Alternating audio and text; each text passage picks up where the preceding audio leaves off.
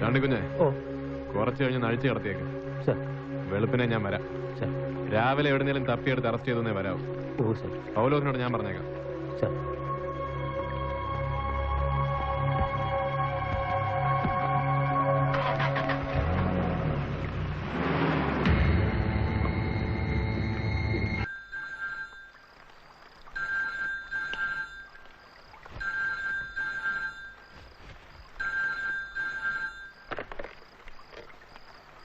എന്നാടോ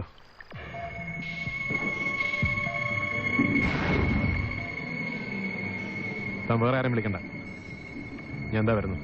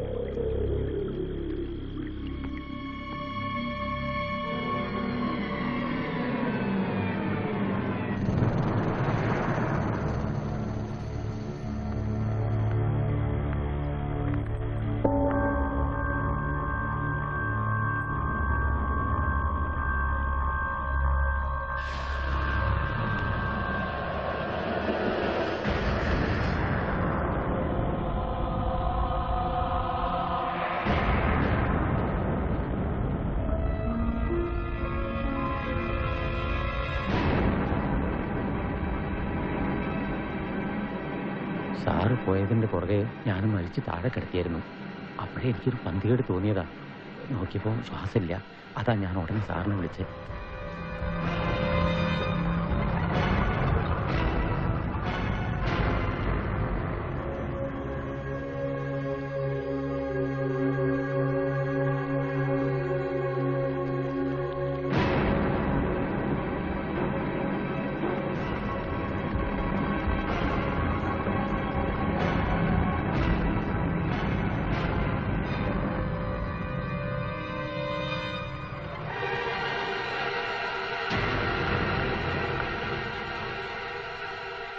ചണിക്കുഞ്ഞെ, sir. സംഭവിച്ചത് സംഭവിച്ചു. ഇനി ഇതിന്റെ പേരിൽ നമ്മൾ തൂങ്ങാൻ നോക്കണം. മനസ്സിലായോ? എടോ, ഈ ചെറുക്കനെ നമ്മൾ കസ്റ്റഡിയിൽ എടുത്തിട്ടില്ല. ഈ രാത്രി താൻ അവനെ കണ്ടിട്ടുമില്ല. എന്നെ അപായപ്പെടുത്താൻ ശ്രമിച്ച കേസിൽ നമ്മൾ അവനെ അന്വേഷിക്കുന്നു. അവൻ ഒളിവിൽ. അത്രേ ഉള്ളൂ. ബോഡി നമ്മൾ എന്ത് ചെയ്യും സാർ? വഴിയുണ്ടോ? താൻ എന്റെ കൂടെ നിന്നാ മതി. നമ്മൾ രണ്ടാളും അല്ലാതെ ലോകത്തൊരു കുഞ്ഞും ഇതറിയാൻ പോകുന്നില്ല. അറിയാൻ പാടില്ല. ഇപ്പൊ മനസ്സിലായോ?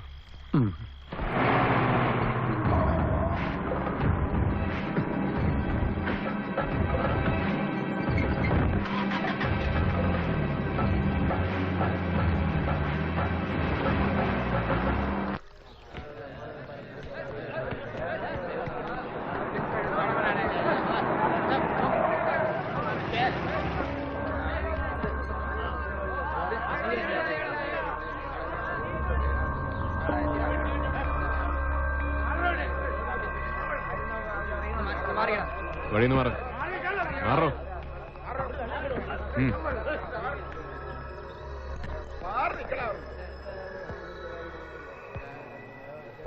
എന്നതാ മച്ചാ പ്രശ്നം? ഇന്നലെ രാത്രി ഇയാൾ കസ്റ്റഡിയിലെടുത്ത എന്റെ അനിയനെ എനിക്ക് വിട്ടുകിട്ടണം. അല്ലെങ്കിൽ താൻ അവനെ കോടതിയിൽ ഹാജരാക്കണം. ജാമ്യം ഞാൻ എടുത്തോളാം. ഓ, അത്രേ ഉള്ളു കാര്യം. അവനെ തന്നെയാണോ ഉമ്മച്ച എനിക്കും കിട്ടേണ്ടത്?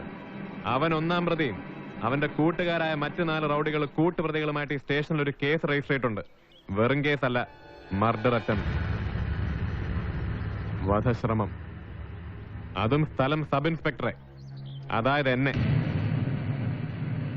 അതിനുശേഷം എന്റെ കയ്യിൽ നിന്ന് രക്ഷപ്പെട്ടു പോയ റാസ്കൽസിനെ അന്വേഷിച്ചുകൊണ്ടിരിക്കുകയാണ് ഞങ്ങളും. അവനെ ഞാൻ പൊക്കും. ക്രിമിനൽ കേസ് പ്രതികളെ ഒളിപ്പിച്ചു എന്ന കുറ്റത്തിന് തന്നെ ഞാൻ അകത്താക്കും. കാണണോ അതെനിക്ക്? സോളമ, എന്റെ അനിയന്റെ ജീവൻ കൊണ്ട് താൻ നാടകം കളിക്കില്ലേ? താൻ ഇന്നലെ രാത്രി അവനെ കസ്റ്റഡിയിൽ എടുക്കുന്ന അവർ കണ്ടിട്ടുണ്ട്, അവന്റെ കൂട്ടുകാർ. സത്യം പറ സോളമ, താൻ അവനെ എന്ത് ചെയ്തു? എവിടെയെങ്കിലും ഒളിപ്പിച്ചിട്ടുണ്ടോ? അതോ കൊന്നുകളഞ്ഞു? എനിക്ക് പറയാനുള്ളത് ഞാൻ പറഞ്ഞു. അവനെ താനിനി ഏത് പാതാളത്ത് കൊണ്ടുപോയി സൂക്ഷിച്ചാലും ഞങ്ങൾ കണ്ടുപിടിച്ചോളും. തൽക്കാലം താൻ പോ. എല്ലാവരും പിരിഞ്ഞു പോണം. സ്റ്റേഷന് മുമ്പിൽ കൂട്ടം കൊണ്ട് നിൽക്കരുത്. പോണം. സോളമ, ഡെന്നീസിനെ കിട്ടിയില്ലെങ്കിൽ ABS കോർപ്പറേഷൻ കൊണ്ട് ഹൈക്കോടതിയും സുപ്രീം കോടതിയും കയറി ഇറങ്ങണമെന്നും ഉമ്മച്ച നിൽക്കത്തില്ല. ഞാനൊന്ന് കൈപൊക്കിയാണ്ടല്ലോ, ഈ കാണുന്ന ജനം തന്നെ കൊണ്ട് പറയിച്ചോളും ഡെന്നീസ് എവിടെയുണ്ടെന്ന്.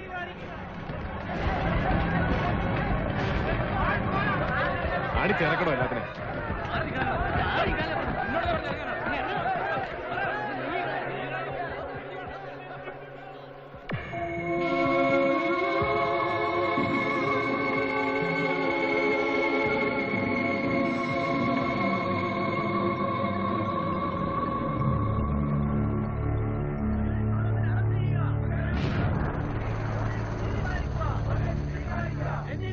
ബഹുജന പ്രക്ഷോഭങ്ങൾക്കും രാഷ്ട്രീയ സമ്മർദ്ദങ്ങൾക്കും ഒടുവിൽ ഒരു പരമ്പരാഗത ഒത്തുതീർപ്പ് ഫോർമുല. ജില്ലാ പോലീസ് സൂപ്രണ്ടിന്റെ വകുപ്പുതല അന്വേഷണത്തിൽ പ്രഥമദൃഷ്ട്യാ കുറ്റക്കാരനെന്ന് കണ്ടെത്തിയ സബ് ഇൻസ്പെക്ടറെ സ്ഥലം മാറ്റാൻ ഉത്തരവാകുന്നു. സർവീസിലെ 9ാം വർഷത്തിൽ 14ാമത്തെ സ്ഥലം മാറ്റത്തിനുള്ള ഉത്തരവും തന്റെ മേലധികാരിയിൽ നിന്ന് വിധേയപൂർവ്വം കൈപ്പറ്റുന്നു സബ് ഇൻസ്പെക്ടർ സോളമൻ.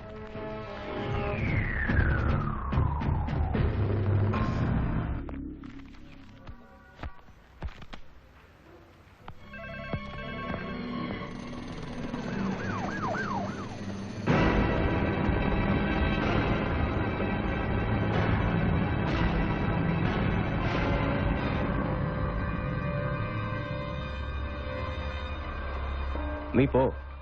സ്ഥലം മാറ്റം വാങ്ങിയോ? ജോലി വേണ്ടെന്ന് വെച്ചോ? ഈ ലോകത്തിന്റെ ഏത് കോണിൽ പോയാലും നീ വീണ്ടും വരും. ദാ ഇവിടെ എന്റെ കാൽക്കീഴിൽ. കൊന്നു കുഴിച്ചിട്ടാലും കത്തിച്ചാമ്പലാക്കിയാലും നിന്റെ കൈകൊണ്ട് എന്നെ മാന്തി എടുപ്പിക്കും. എന്റെ ടെന്നീസിന്റെ അവശിഷ്ടമെങ്കിലും. ഓർമ്മ വെച്ചോ, ഉമ്മച്ചന പറയുന്നേ.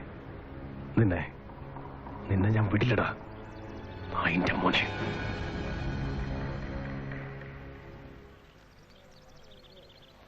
നീ ഒലത്തും. അവനെ കുഴിച്ചിട്ടോ കത്തിച്ചു കളഞ്ഞോ എന്നതൊക്കെ മറന്നേക്ക്. അതെന്തായാലും ഈ സോളമന്റെ ഒരു രോമം തൊടണമെങ്കിൽ ഉമ്മച്ച നീയൊക്കെ ഇനിയും ജനിക്കണം 36 ജന്മം. ഇത് SP ഓഫീസായിപ്പോയി. എല്ലാരനെ ചവിട്ടി പരുപ്പെടുത്തേനെ ഞാൻ. ബാസ്റ്റർഡ്.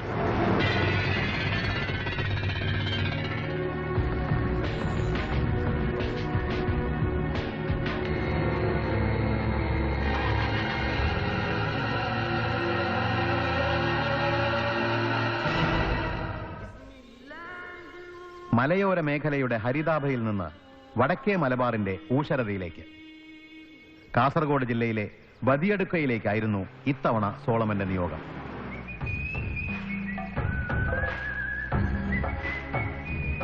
പിള്ള കുറെ കാലമായോ ഇവിടെ?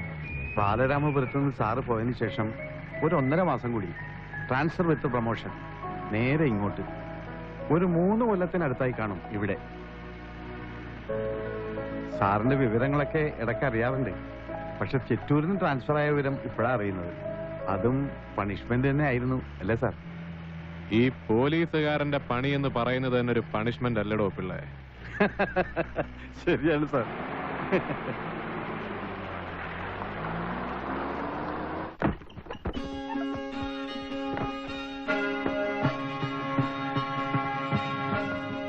രണ്ട് കൊല്ലമായി കാണും റസാഖ് സാർ ഇവിടുന്ന് പോയിട്ട്. അതിനുശേഷം ആദ്യമായിട്ട് അവർ SI ഇങ്ങോട്ട് പോസ്റ്റ് ചെയ്യുന്നത്. സാറ് വരുന്ന വിവരത്തിന് മെസ്സേജ് കിട്ടിയത് തന്നെ ഇന്നലെ വൈകിട്ടാ. ഇല്ലെങ്കിൽ ഒന്ന് തൂത്തു തുടച്ചൊക്കെ വെക്കാമായിരുന്നു. ക്വാർട്ടേഴ്സിന് എന്നാ പറ്റി? ഇപ്പൊ വീഴും നാളെ വീഴുമെന്ന പരുവത്തില് 5 കൊല്ലമായി കിടക്കുന്നു. അറ്റകുറ്റ പണിക്ക് വേണ്ടി ലെറ്റർ കുറെ അയച്ചു ഡിപ്പാർട്ട്മെന്റിലേക്ക്. എവിടെ? ഒരു കാര്യം ചെയ്യാം, ഞാൻ പോയിട്ട് സദാശിവനെ ഹബീബിനെ ഇങ്ങോട്ട് വിടാം. അവര് തന്നെ ഒന്ന് തൂത്തു തുടച്ച് വൃത്തിയാക്കി തരും. അതിനെന്നാത്തിനാടോ പിള്ളേ പോലീസുകാര്? ഏതേലും 2 ജോലിക്കാരെ വിളിച്ച് ക്ലീൻ ചെയ്യിപ്പിച്ചാ പോരെ? ജോലിക്കാരെ എവിടെ കിട്ടാനാണ് സാർ? ഈ ബദിയെടുക്കാവുന്ന സ്ഥലം കണ്ടാൽ ഉണങ്ങിയും വരണ്ടൊക്കെ ഇരിക്കുമെങ്കിലും ഇതൊരു മിനി ഗൾഫാ. ആണുങ്ങൾ കൂടുതലും ഗൾഫിലാ. ബാക്കിയുള്ളവരൊക്കെ അറക്കൽ അബൂബക്കർ ഹാജിയുടെ ജോലിക്കാരും. ബദിയെടുക്കൽ ഒരു ഈച്ച പറക്കണമെങ്കിൽ അതിന് ഈ അബൂബക്കർ ഹാജി വിചാരിക്കണം. അതാരാ ഈ അറക്കൽ? എന്ത് ഹാജി? അബൂബക്കർ ഹാജി. മൂപ്പരി ഏരിയയിൽ ഒരു നാട്ടുരാജാവാണെന്നൊക്കെ വേണമെങ്കിൽ പറയാം. ഒരു 10,000-3000 ഏക്കർ കശുവണ്ടി, പിന്നെ മറ്റു പല ബിസിനസ്സും. ബിസിനസ് എന്ന് പറഞ്ഞ മെയിൻ സ്മഗ്ലിംഗാ. ഇപ്പൊ കുറവാ, എന്നാലും സീസണിലൊക്കെ കോടികളുടെ ഇടപാട് നടക്കാറുണ്ടെന്നാ പറയുന്നേ. നമ്മളായിട്ട് അങ്ങനെ ഉടക്കു വെക്കാനൊന്നും പോകാറില്ല. അതുകൊണ്ട് തട്ടുകടില്ലാതെ ജീവിച്ചു പോവാം. കേസുകളുടെ എണ്ണം കുറവ്, നമുക്ക് തലവേദനയില്ല. അതുപോലെ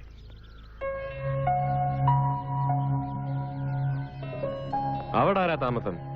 സ്ഥലം സബ് ഇൻസ്പെക്ടറിന്റെ വലിയൊരു അയൽക്കാരൻ. അത് ബാപ്പുട്ടിയുടെ വീടാ. വലിയ വീട്ടിൽ ബാപ്പുട്ടി മരിച്ചുപോയി. അയാളുടെ ഭാര്യ ഒരു മോളും മാത്രം അവിടെ താമസം. മോള് ഇവിടുത്തെ ഒരു UP സ്കൂളിലെ ടീച്ചറാ. ഇപ്പോഴീ കാണുന്നത് പോലെയല്ല. ഒരു 10-20 ഫിഷിംഗ് ബോട്ടുകളും കോൾഡ് സ്റ്റോറേജും ഐസ് പ്ലാന്റും ഒക്കെ ആയിട്ട് ബാപ്പുട്ടി ഇവിടുത്തെ ഒരു നാട്ടുപ്രമാണി തന്നെ ആയിരുന്നു ഒരു കാലത്ത്. അന്ന് ഈ അബൂബക്കർ ഹാജി വെറും അബൂബക്കറാ. വലിയ വീട്ടിൽ ബാപ്പുട്ടിയുടെ റൈറ്റ് ഹാൻഡ്. അങ്ങനെ ഇരിക്കുമ്പോഴാ മംഗലാപുരം പുറംകടലിൽ വെച്ച് ബാപ്പുട്ടിയുടെ ഫിഷിംഗ് ബോട്ടിൽ നിന്ന് 4-4.5 കോടി രൂപയുടെ സ്മഗ്ലിംഗ് ഗുഡ്സ് കസ്റ്റംസുകാർ പിടിക്കുന്നത്. കൊഫെ പോസയിൽ അകത്ത് പോയേണ്ടി വരുമെന്ന് ഉറപ്പായപ്പോ മൂപ്പരൊരു വിവരക്കേട് ചെയ്തു. സർക്കാർ കണ്ടുകെട്ടാതിരിക്കാൻ സ്വത്തല്ല ഈ അബൂബക്കറിന്റെ പേർക്ക് എഴുതി വെച്ചു.